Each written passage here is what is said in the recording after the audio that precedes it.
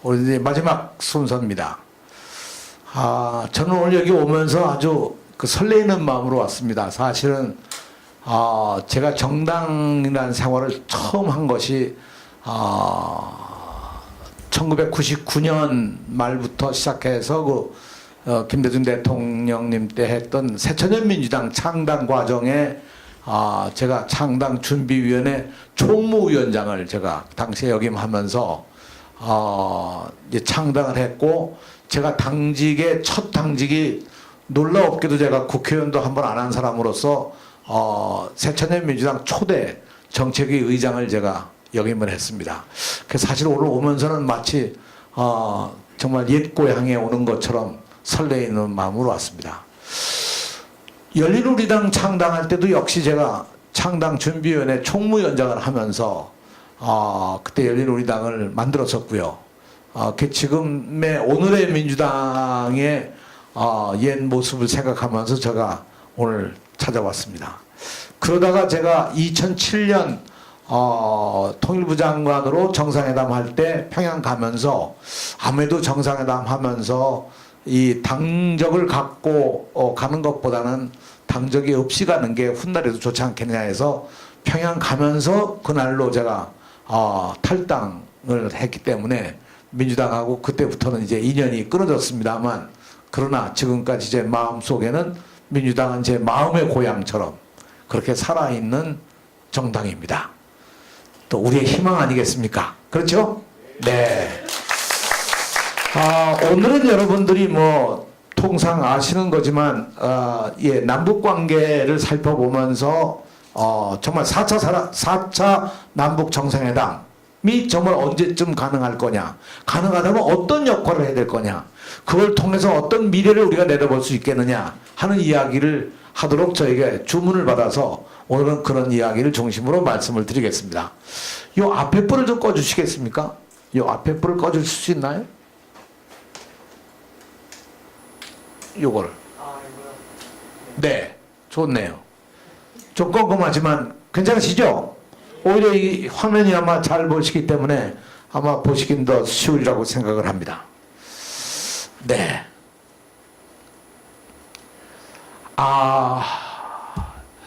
로마의 프란치스코 이 교황께서 판문점 선언 1주년 기념, 지난 4월 27일 1주년 기념에 평화의 메시지를 이와 같이 보내주셨습니다. 평화의 새 시대를 열어달라. 그러면서 이어서 하신 말씀이 인내를 가지고 이 평화를 만드는데 우리가 노력해야 된다. 인내를 가지고 참고 기다리고 그리고 나가야 되지 않겠느냐, 이런 말씀을 해주셨습니다. 사실 이 시대의 전 세계의 평화의 문제 하면 한반도가 핵심이죠. 어떻게 이 평화를 만들어갈까? 네. 이게 잘 작동을 안 되는지 모르겠네요. 네. 두 번째 이 사진을 아마 여러분들이 보신 분이 계실지 모르겠습니다만, 4월 27일 1주년 기념으로 판문점에서 1주년 기념 행사가 있었는데, 그때 기념 행사 끝에 있었던 공연의 첫 순서가 바로 미국의 린 하렐이라고 하는 첼리스트, 린 하렐 미국의 첼리스트가 바하의 무반주 첼로 모음곡 1번 G장조 서곡을 이와 같이 연주를 했습니다. 네, 뒤로 판문각이 배경으로 보이고 우리 정전회담 하는 회담 장소가 보이고, 양쪽에 헌병이 서 있고 아스팔트 위에 아무도 없는 이 공간 속에서 미국의 이 린 하렐, 보니까 저하고 동갑이더라고요. 네, 굉장히 원로의 미국의 상당한 거장입니다. 특히 첼로 부분에 있어서 이 연주를 제가 현장에서 들으면서 그 감동이 정말 대단했습니다. 이 현장, 아무도 없는, 뒤에 판문각이 보이고 초병이 둘이 서 있고 우리가 늘 거기 가서 그 정전회담을 하는 그 장소에서 바로 이런 그 분단의 역사를 함께 경험해온 미국의 첼리스트의 이 연주, 그리고 이어서 된 연주가 일본의 아야코 타카키라고 하는 여자 플룻 또는 플룻 하는 분이 윤희상의 곡을 연주를 합니다.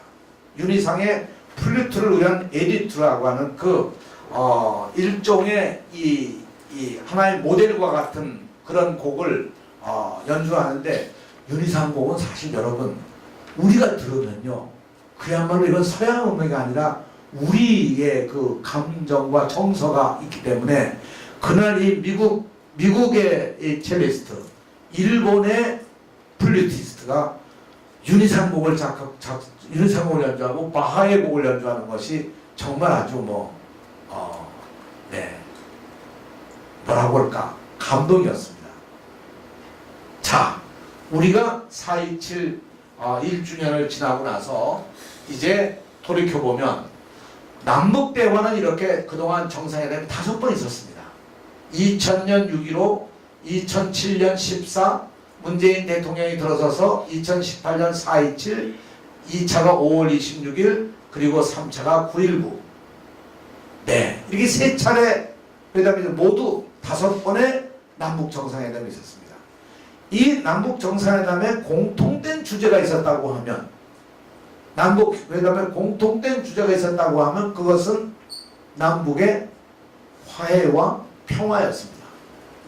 남북이 어떻게 화해하느냐 하는 것이었고, 두 번째 문제는 평화였습니다. 그러면 특히 1차는 여러분이 다 아시는 바와 같이 하나의 이정표를 넣는 것처럼 남북의 목표가 평화 통일에 있다고 하는 것을 하면서, 북의 낮은 단계의 연방제와 우리가 갖고 있는 연합제가 가지고 있는 공통점이 있다. 그러니까 남북이 실제로 목표는 하나다.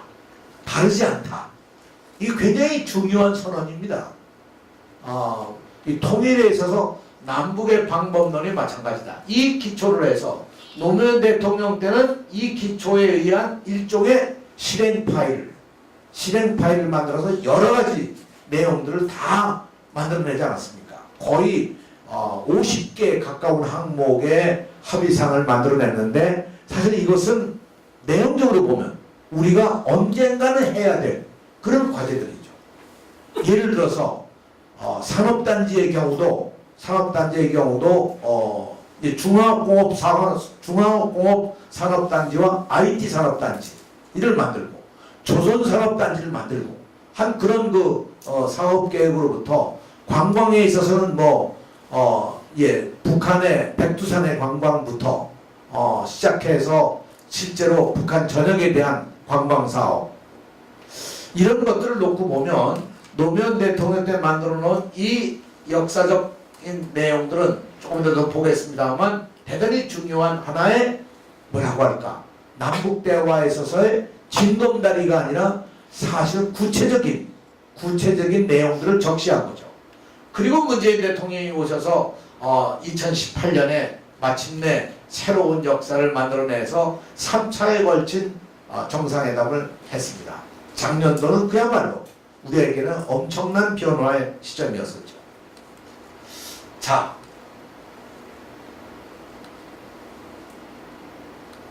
네, 이 과정 속에 우리를 감동시킨 건 도보다리 위에서의 남북 정상이 격이 없이 앉아서 누구의 간섭도 없이 두 사람이 대체로 얘기한 건 한 10분 정도 차 한잔 마시고 대화를 하기로 했었는데, 실제는 그걸 넘어서 한 40분 동안 회담을 한 거거든요. 네, 원래 기획한 건 한 10분 동안 차 한잔 마시면서 그저 이 덕담을 나누고 하는 걸로 했었는데, 두 분 정상이 가지고 있었던 절실함이라고 할까, 그런 것은 여기서 더 긴 이야기를 담화를 나누게 했고, 이런 형식의 담화라고 하는 것은 그야말로 김정은 위원장에게는 처음 만난 경험이었고, 문재인 대통령에게도 처음 만난 하나의 제일 중요한 만남이고, 두 사람의 개인적인 이 대화를 통해서 만들어진 하나의 그 뭐라고 할까 신뢰라고 하는 것, 이 굉장히 중요한 대목이죠. 사실 이것이 이 한반도의 역사를 이끌어가는 하나의 힘이 됐다고 생각을 합니다. 그러면 판문점 선언이 가장 중요한 것인데, 한반도 판문점 4.27 판문점 선언은 정말 어떤 의미를 우리에게 가지고 있느냐 하는 거죠. 여기에 가장 중요한 것이 적대적 군사행위 금지 상호 불가침 선언, 종전 선언, 한반도 완전한 비핵화, 가을의 평양 정상회담 개최, 동해선 경의선 철도 연결, 이산가족 상봉, 남북 공동연락소 설치. 여러분, 4.27 선언의 중요한 것은 이 4.17 선언이 합의에 그치지 않고 모두가 다 이행됐다는 얘기죠. 그렇지 않습니까? 당장 여기 종전 선언만 해도 이것도 이 하노이 회담에서 북미 간에 협의가 되지 않았습니까? 구체적인 결말을 내진 못했지만 일정한 정도의 합의에 이르렀다고 하는 것이 대개 지금 평가 아니겠습니까? 자, 중요한 것은 4.27 선언이 과거와 달리 모두가 다 이행되고 있고 이행됐다는 거죠. 여기서도 여러분 보십시오. 이거에 의해서 만들어진 게 뭡니까? 화살머리 고지에 이 GP를 철수하고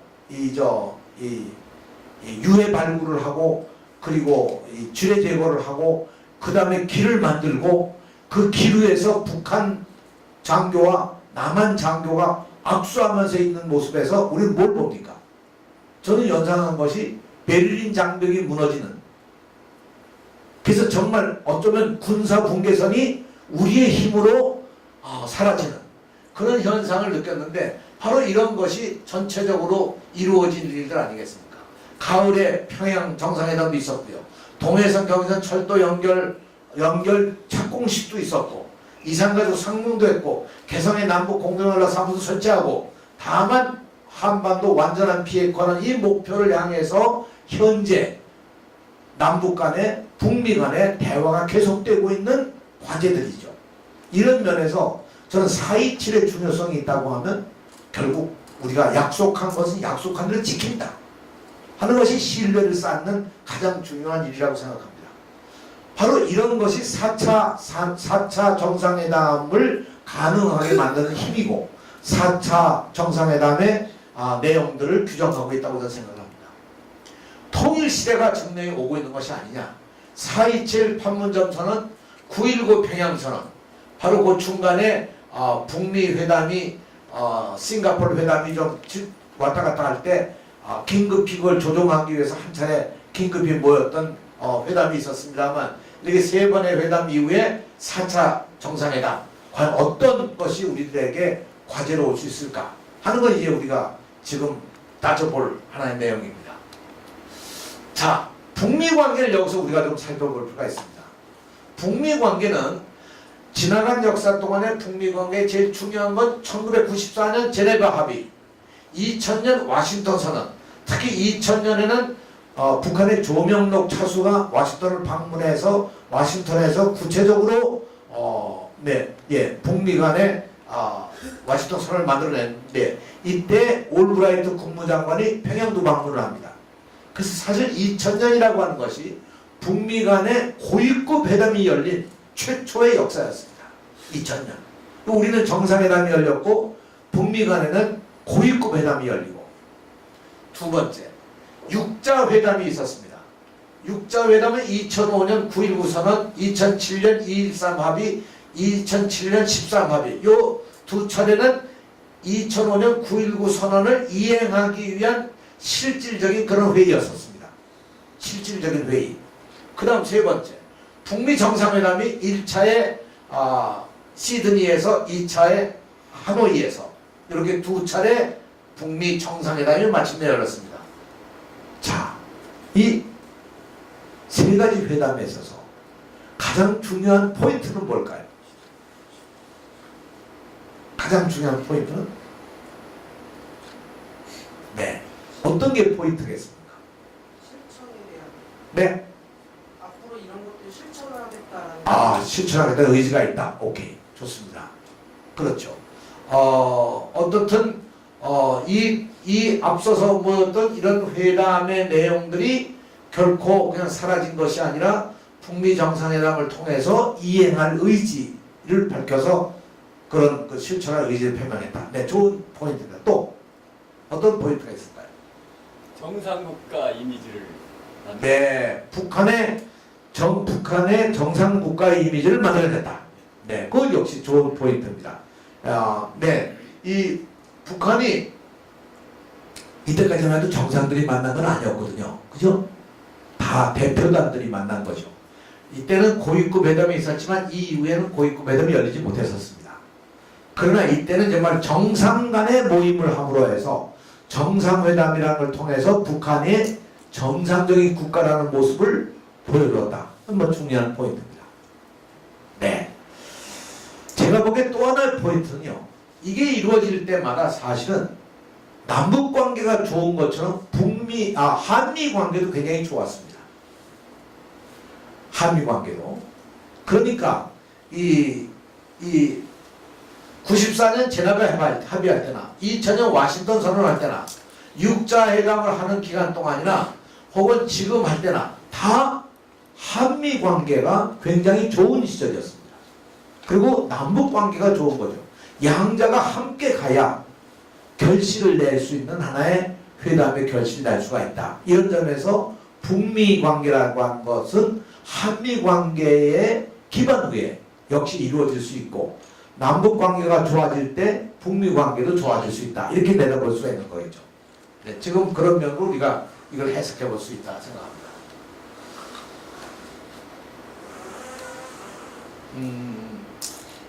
네.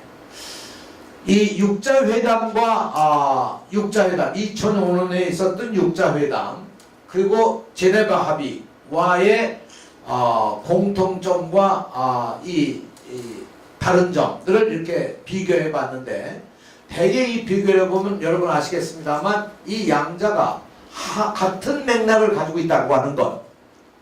다시 말하면 요 1994년 제네바 합의는 합의하고 나서 바로 이 정권 교체가 되는 바람에 정권 교체가 아니라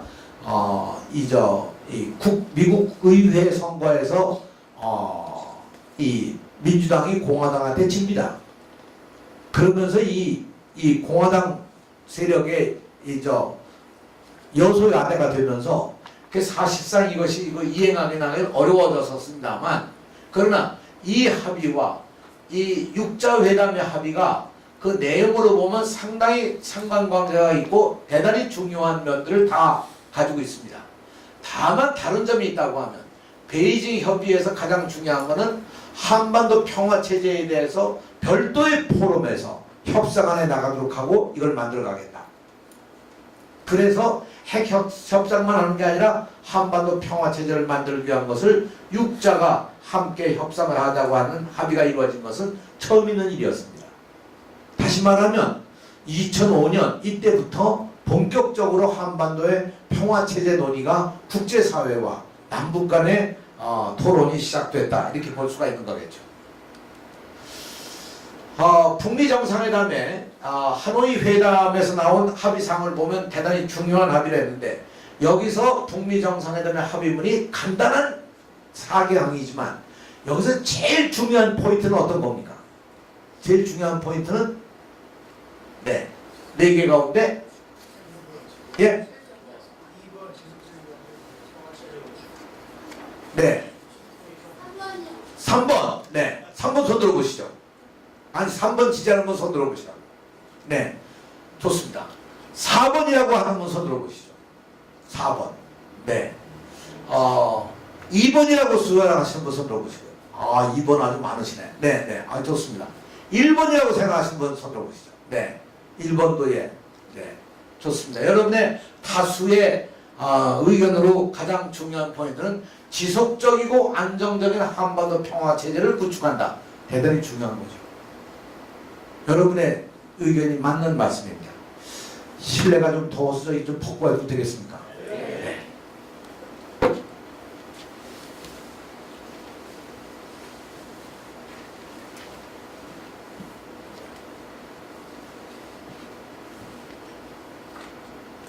남북 얘기하면 자연히 열이 날 수밖에 없습니다. 또 저는 특히 2차 정상회담 때 대통령 모시고 평양에 가서 노무현 대통령과 함께 정상회담을 한 입장에서 그때의 그 감동, 감격, 그리고 그때의 그 어떤 이 합의 사항이 하나하나 이루어질 때마다 느끼는 어떤 전율. 저는 특히 제일 그 전율을 느꼈을 때가 뭐냐 하면 우리 청년들 300명이 기차 타고 평양에 가서 평양 청년들과 함께 기차를 타고 신의주를 거쳐 북경으로 가서 북경 올림픽에 남북 공동응원단이 함께 응원한다는 것. 참 저는 그게 꿈 같았습니다. 그게 뒤에 아까 말씀드린 바와 같이 실무적으로 총리회담 때 다 해서 양측이 300명, 600명이 국경을 간다. 여기까지 다 합의가 됐는데 그만 실천은 되지를 못했죠. 그러나 저는 그 합의했다는 것 자체가 대단히 중요한 하나의 징검다리의 역할을 하고 언젠가는 그런 것이 이루어질 때가 오지 않겠냐 그렇게 생각을 합니다. 여러분이 말씀하신 바와 같이 여기서 제일 중요한 문제는 사실은 2번 지속적이고 안정적인 한반도 평화체제 구축이라는 것과 다 중요하지만 또 하나는 새로운 북미 관계의 수립. 어떻게 북미 관계를 이제까지 과거의 관계가 아니라 새로운 관계를 가져가느냐. 이 굉장히 중요한 일입니다. 그러니까 2차 정상회담 때도 결국 새로운 관계를 어떻게 만드느냐. 여기에 실패를 한 거죠.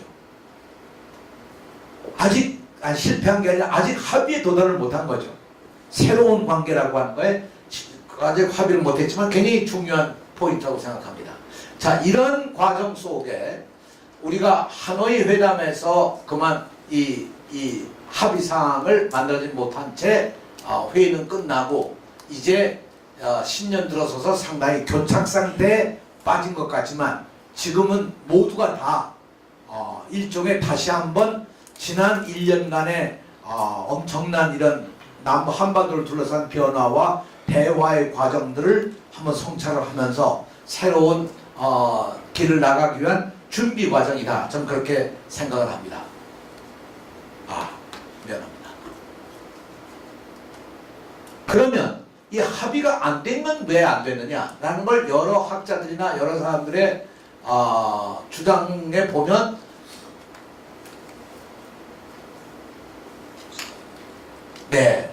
미국 내 정치 상황, 다시 말하면 트럼프가 당시에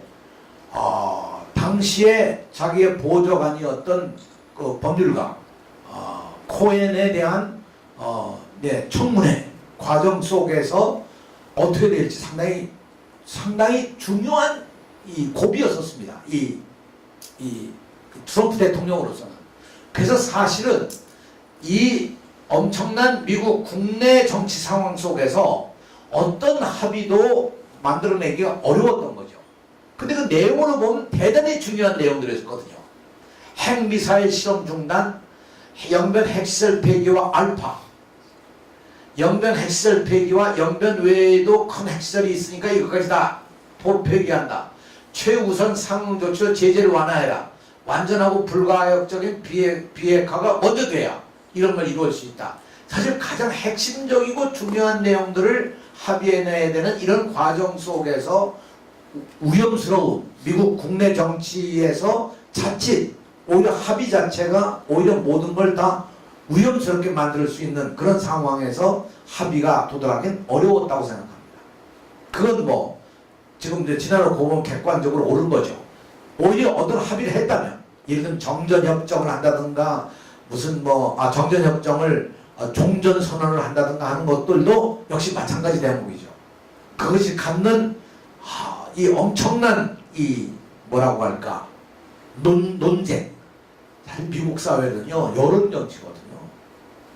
미국은 실제로 그 시민들의 사실상 시민 정치라고 해도 과언이 아닐 정도로 미국 사회는 굉장히 그런 상태입니다. 그런데 또 한 가지는 여론을 전달하는 매체가 결국 미디어 아닙니까?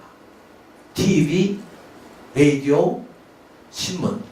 이런 모든 매체로부터 사실상은 이 트럼프 대통령은 거의 뭐 90% 이상 공격을 받고 있었고, 특히 북미 관계에 대한 해소에 대해서는 실제로 굉장한 반대 이론에 부딪혀 있었기 때문에 사실은 이것을 뛰어넘는다는 게 굉장히 어려운 일이었었고, 사실은 이 합의가 어떤 합의도 되는 경우든 사실상은 미국 사회에서 굉장히 어려운 그런 입장이었다고 그렇게 생각을 합니다.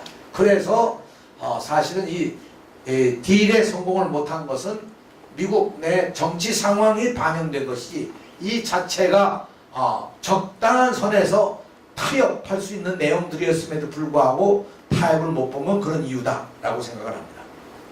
다음 넘어가겠습니다. 자, 제4차 정상회담은 과연 어떻게 될 것이냐. 만일 제4차 정상회담이 된다면 4차 정상회담은 이런 내용들을 적어도 담보해내기 위해서 열리지 않을까. 실질적인 통일 시대를 여는, 개성공단을 재개하고 이런 그 현실적인 여러 과제들 현안을 해결하는 것, 경제협력의 확대, 철도도로 현대화 사업을 공식으로 시행하는 것, 제3차 북미 정상회담을 준비하는 것, 이런 내용들이 결국 제4차 정상회담의 과제가 되지 않겠느냐. 다시 말하면 4차 정상회담은 과거 김대중 노무현 대통령의 정상회담으로부터 문재인 김정은의 세 차례 정상회담의 내용을 바탕으로 한 단계 넘어가는, 또 미국의 싱가포르 정상회담, 하노이 정상회담, 두 차례 정상회담을 뛰어넘는 새로운 하나의 정상회담의 길을 여는 그런 한 단계 더 발전하는 정상회담이 되어야 할 것이고, 그런 과제들을 아마 담아낼 수밖에 없을 것이다, 이렇게 생각을 합니다. 자, 이렇게 될 때 과연 실질적인 통일 시대를 어떤 방법으로 열어갈 거냐, 이건 평화 체제에 관한 문제가 되겠죠. 네. 저는 개성공단의 재개나 이 경제협력을 부분적으로 하거나 철도도로 현대화 사업은 지금 이미 진행되고 있다고 생각합니다. 특히 인도적 지원을 비롯해서 개성공단에 이번에 우리 정부가 허가를 해서 개성공단을 기업체 대표에 건너가는 것도, 이건 그냥 된 건 아니고 사실은 한미 간의 일정한 정도의 조율, 남북 간의 일정한 정도의 조율을 거쳐서 이루어졌다고 저는 그렇게 생각을 합니다. 그런 의미에서 의미 있는 진전이 이루어질 것이다, 이렇게 기대를 하는 거죠. 제3차 북미 정상회담이 열린다면 어떤 것이 되겠느냐.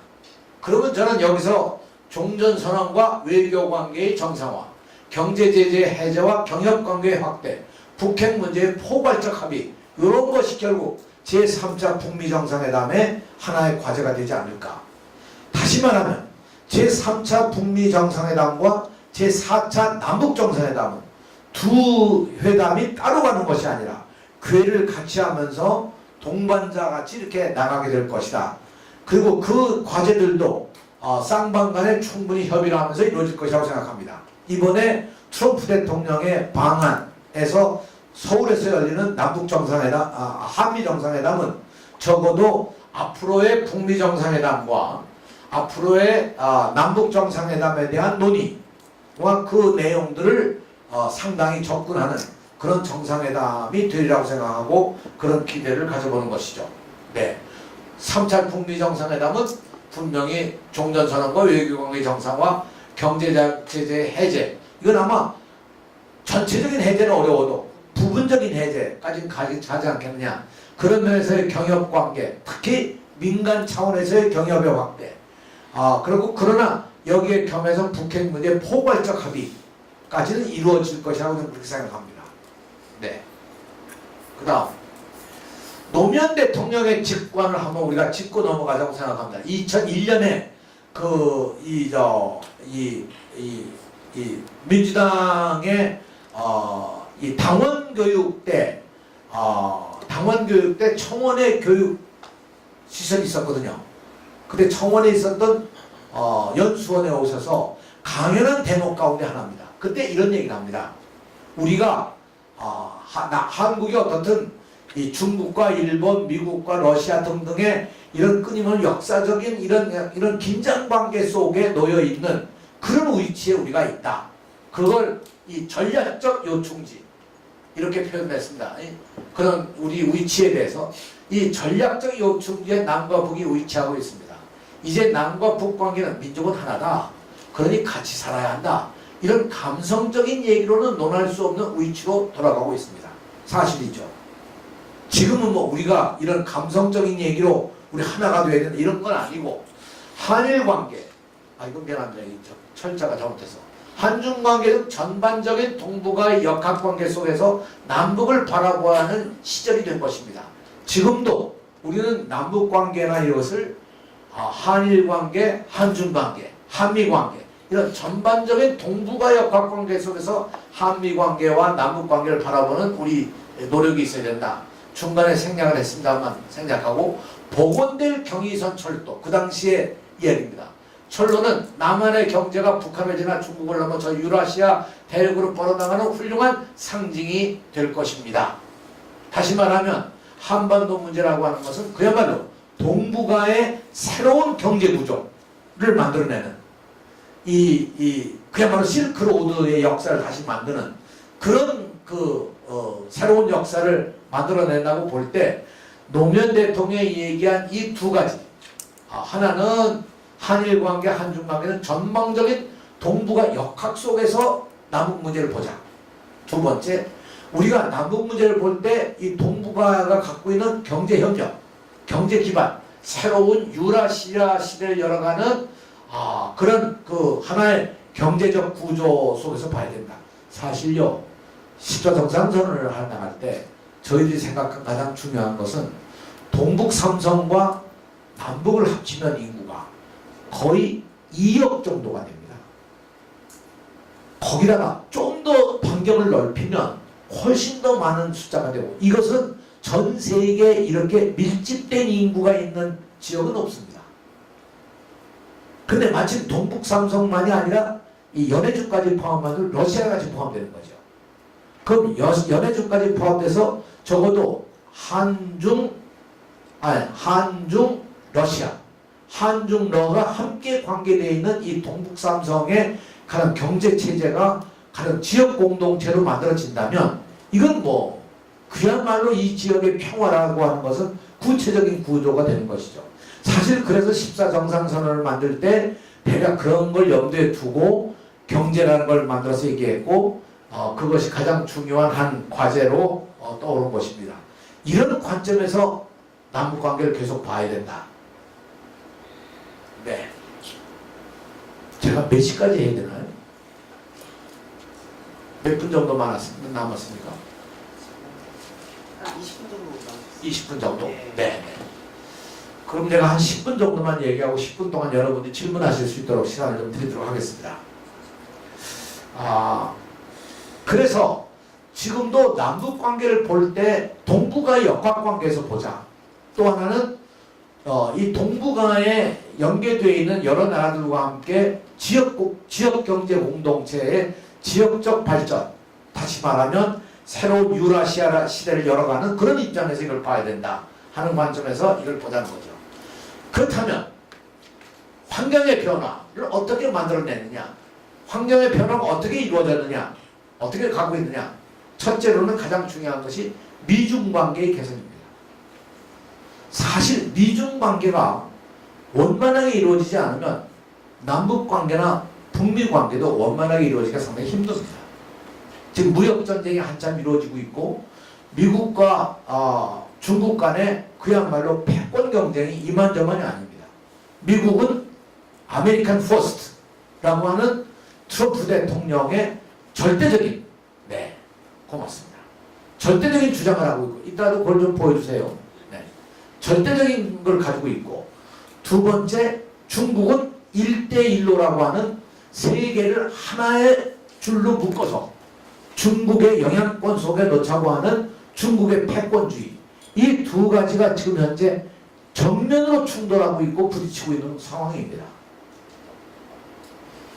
대단히 한편은 위험스럽기도 하고 또 한편으로는 이것이 결국 파국으로 가기보다는 양대국이 갖는 어떤 경제적 손실 또 이것이 갖는 엄청난 파괴력 이걸 생각할 때 결국 협상을 하지 않겠느냐 그렇게 보는 거죠.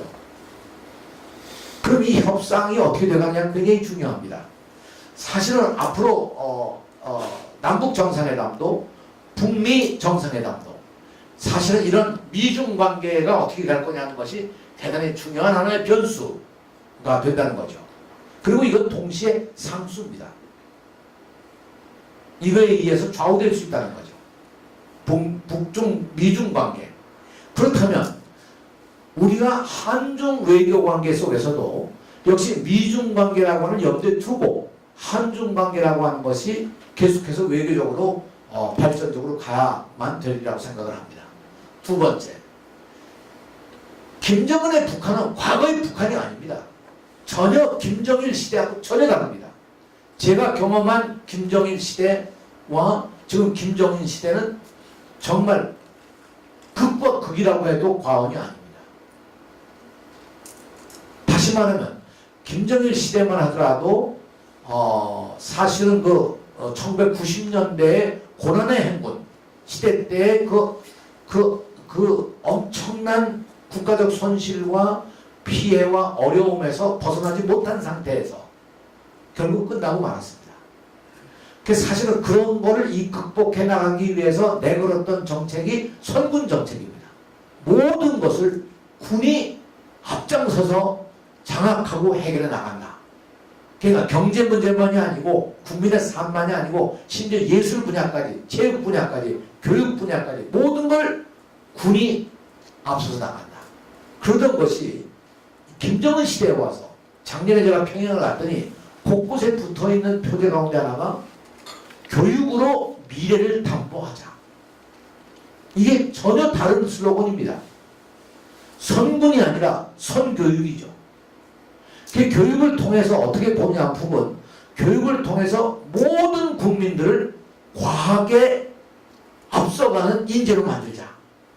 과학에. 무섭습니다. 그러니까 이것이 김정은 시대와 과거의 시대와 다른 겁니다. 다시 말하면 과거는 선군 정치를 통해서 하여튼 무력을 더 좀 키우고 그러니까 뭐 이 핵무기도 만들고 뭐 미사일도 만들고 해서 그런 무력을 바탕으로 해서 군이 장악한 세력에 의해서 나라를 지켜나가자 하는 입장이었다면 지금 이 김정은 시대에 와서는 그거보다는 교육을 통해서 미래를 만들고 새로운 세대들을 통해서 미래를 만들어가는 그런 시대를 한번 열어가 보자는 걸로 바뀌고 있다는 거죠. 그 속에서 사실상 북한의 가장 중요한 변화가 시장경제의 변화고 그동안에 일어났던 여러 가지 중에서 가장 큰 변화가 중산층이 형성됐다는 겁니다. 사회에 경제적인 중산층이 생긴 거죠. 그러니까 평양에 그 택시가 움직이고 뭐 음식점이 많이 생기고 호텔이 생긴 것도 되게 활용하는 사람들이 중산층입니다.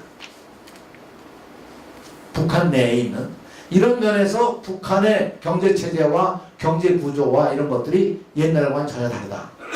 그래서 북한 사회를 볼 때 과거의 것으로 보면 안 된다. 세 번째, 중요한 환경의 변화가 문재인 정부의 시간이 이제 카운트다운의 마지막 종점으로 가는 카운트다운에 들어가지 않았습니까?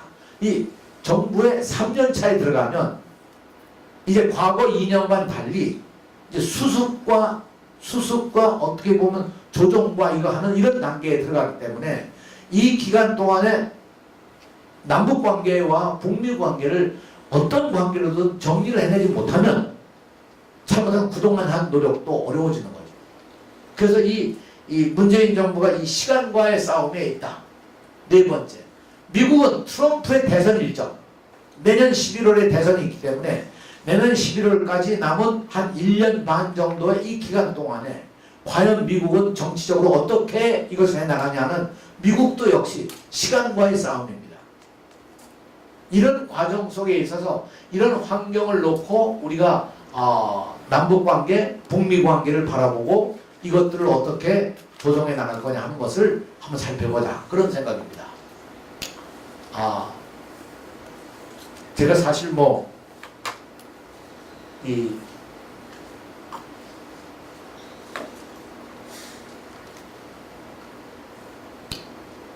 여러 군데 가서 이런 강연도 하고 그랬지만 여기가 오늘 민주당이 하는 시민학교, 일종의 정치학교라는 관점에서 우리들이 가지고 와야 될 하나의 관점을 좀 더 새롭게 하기 위해서 이런 몇 가지 과제들을 제가 설정해 드린 겁니다. 그렇다면 이상적인 미래는 어떻게 될 것 같으냐? 저는 4차 남북정상회담이 2019년 8월에 서울에서 열렸으면 제일 좋겠다. 금년 8월이죠. 특히 금년 8.15 정도를 계기로 해서 서울에서 열릴 수 있으면 좋겠다. 그것은 김정은 위원장이 약속한, 또 김정일 위원장이 과거에 약속한 남쪽에 대한 답방, 이라는 측면에서 난 반드시 이루어져야 될 하나의 순서가 아닐까. 아무리 어렵더라도 적어도 금년 이 여름절까지는 이게 이루어져야 비로소 다음 단계에 넘어갈 수 있을 것이고, 제3차 북미 정상회담은 금년 10월에 평양에서 열렸으면 가장 바람직한 일이 아니겠느냐. 특히 평양이 10월 10일이 평양에 중요한 일정도 있고, 그러니까 10월에 이 북미 정상회담이 이번에는 평양에서 3차 회담이 열렸으면 좋겠다. 만일 이것이 이렇게 열린다고 하면 그야말로 이번 기회에 여기에 이어서 어떤 의미에서 보면 여기에 이어서 적당한 장소에서 남북 그리고 미중이 모이는 그런 자리에서 적당한 이 종전선언이 가능하지 않겠느냐. 전 종전선언을 위한 4자 회담이 꼭 열렸으면 좋겠습니다. 다른 거 다 빼고 종전선언 하나만 가지고 4자 회담이 열렸으면 좋겠다. 그리고 4자 회담이 열린다면 이런 이상적인 미래라고 표현했습니다만, 이런 과정 속에 결국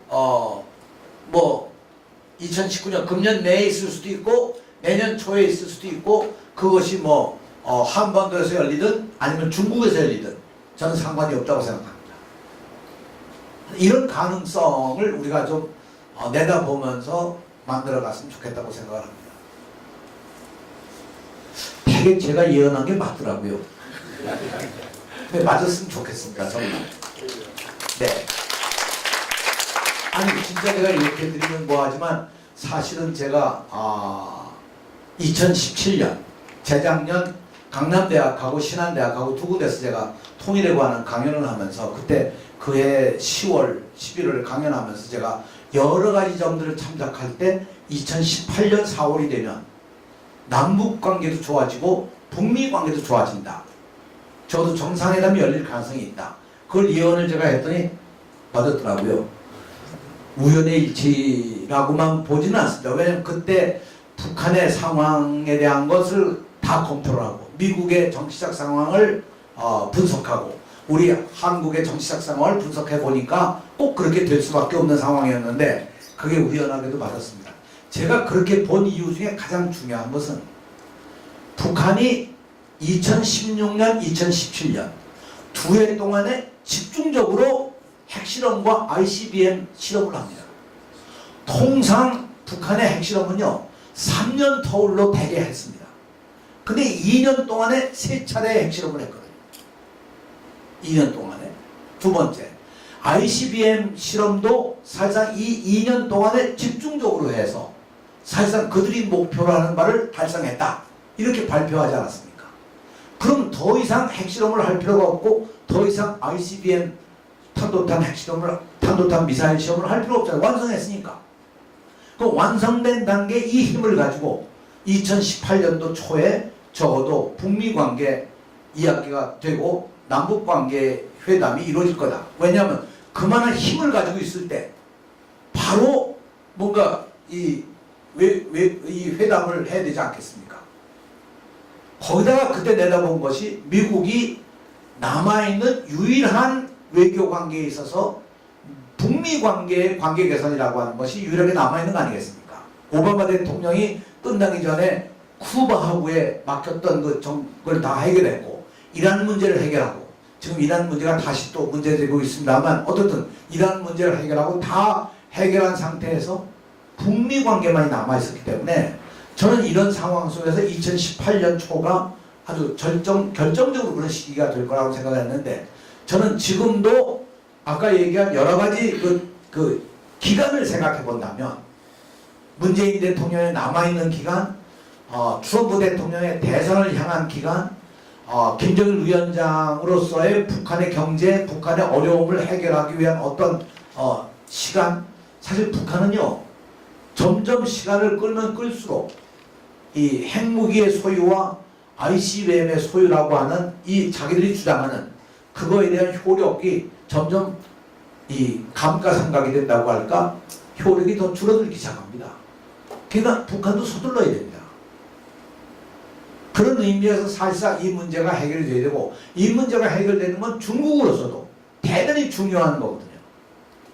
사실 이 문제가 해결되는 것이 중국에 대한 승리라고 생각합니다.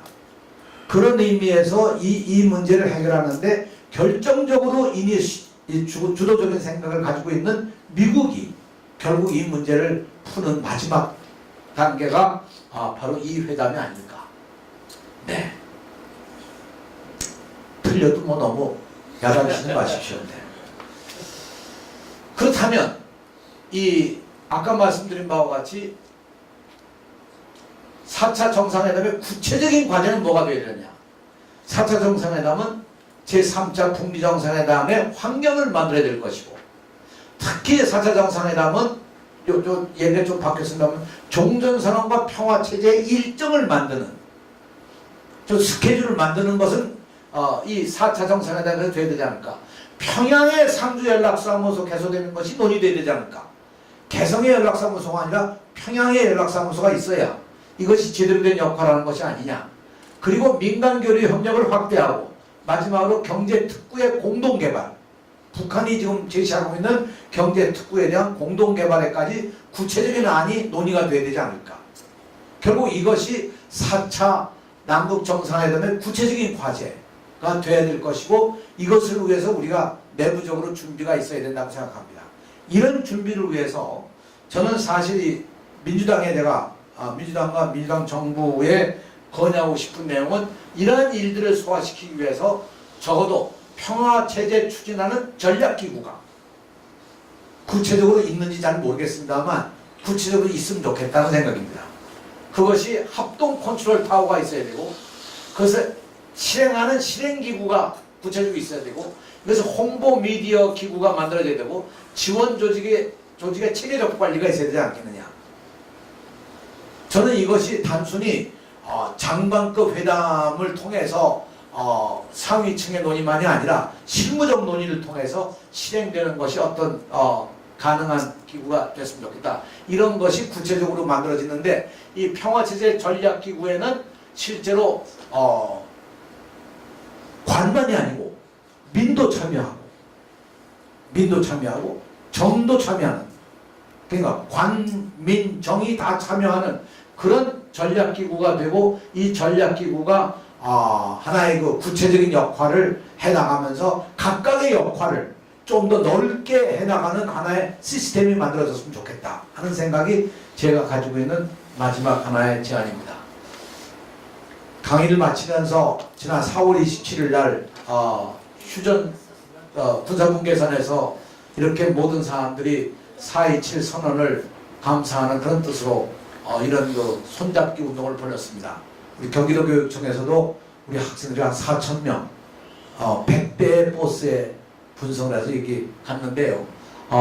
저는 이런 행사를 통해서 우리들의 영혼이 이어지는 것도 상당히 중요하다고 생각하지만 이런 뜻을 전달하는 것도 굉장히 중요합니다. 가령 미국의 대통령이 또는 우리 대통령이 우리의 뜻을 어떻게 전달하느냐 하는 것도 굉장히 중요한 과제라고 생각합니다. 여러분 감사해 주셔서